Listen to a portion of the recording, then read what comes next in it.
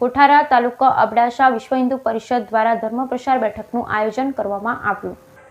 કોઠારા તાલુકો અબડાસાની વિશ્વ હિન્દુ પરિષદ ધર્મ પ્રસાર દ્વારા બેઠકનું આયોજન કરવામાં આવ્યું હતું। પ્રાસંગિક પ્રવચનમાં માતાના મઢ જિલ્લાના અધ્યક્ષ લક્ષ્મણસિંહ સોઢાએ જણાવ્યું હતું કે આપણે આપણી સંસ્કૃતિના જતન માટે સદાય સક્રિય રહી કાર્ય કરવા આહવાન કર્યું। સૌરાષ્ટ્ર પ્રાપ્ત ધર્મ પ્રસારના સંયોજક મહાદેવભાઈ વીરાએ જણાવ્યું કે આપણે જ્યારે સરહદીય જિલ્લામાં રહીએ છીએ ત્યારે ધર્મ રક્ષા રાષ્ટ્ર માટે હંમેશા તત્પર રહી જાગૃત રહેવાની જરૂર છે। કેન્દ્રીય મંત્રી ધર્મેન્દ્રભાઈ ભાવાણીએ કચ્છમાં ધર્માંતરણ રોકવા અને લોકોને સનાતન ધર્મ સાથે જોડી રાખવા પ્રયત્નશીલ રહેવા આહવાન કર્યું હતું। પોતાના ઈષ્ટદેવ સાથે રાષ્ટ્રને જોડી રાખવા ધર્મનું આચરણ કરવું જોઈએ। હિન્દુ ધર્મના વિસ્તારોમાં સત્સંગ ભજન જેવા કાર્યક્રમોનું આયોજન કરી જાગૃતિ લાવવાનો સંકલ્પ લેવો જોઈએ। ધર્મ પ્રસારના કેન્દ્રીય અધ્યક્ષ સુધાન સુજીએ જણાવ્યું હતું કે આજે કચ્છ જિલ્લામાં 9 એપ્રિલથી 1965ના દિવસે ભારતના જાબાજ સૈનિક કચ્છની સરહદ પરથી પાકિસ્તાની સેનાને પીછેહટ કરવા મજબૂર કરી હતી। તે જ રીતે 1971માં કચ્છની નારી શક્તિએ એરપોર્ટ રિપેર કરી શૌર્ય બતાવ્યું હતું।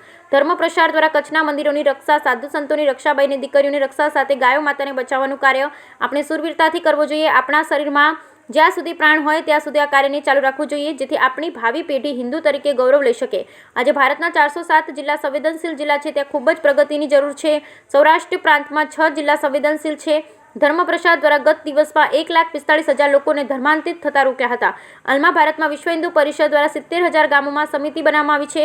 આજ સુધી જે આંદોલન થયા એની પાછળ સત્સંગ કેન્દ્રે મહત્વની ભૂમિકા ભજવી છે। આજે ભારતમાં 27,000 ગામોમાં સત્સંગ ચાલુ છે। આવનારા દિવસોમાં આ કાર્યને પ્રત્યેક ગામ સુધી પહોંચાડવાનો સંકલ્પ કરવામાં આવ્યો છે। આ કાર્યક્રમમાં કૌશિકભાઈ પટેલ, ધર્મ પ્રસારના જિલ્લા સંયોજક રામજીભાઈ કોલી, સૌરાષ્ટ્ર પ્રાંતના જગદીશસિંહ ગોહિલ, સેવા વિભાગના ચેતનભાઈ સવાલ, હિરેન ભાનુશાલી, અરવિંદસિંહ જાડેજા, કુલવંતસિંહ રાજપૂત, લક્ષ્મણસિંહ સોઢા સાથે મોટી સંખ્યામાં વિશ્વ હિન્દુ પરિષદ, બજરંગ દળ, દુર્ગા વાહિની, માતૃશક્તિ, ધર્માચાર્ય કમલેશભાઈ રાવલ સાથે મોટી સંખ્યામાં કાર્યકરો હાજર રહ્યા હતા। કાર્યક્રમનું સંચાલન પ્રદીપભાઈ પટેલ કર્યું હતું અને સૌરાષ્ટ્ર ધર્મ પ્રસારણ સંયોજક મહાદેવભાઈ દવે જણાવ્યું હતું।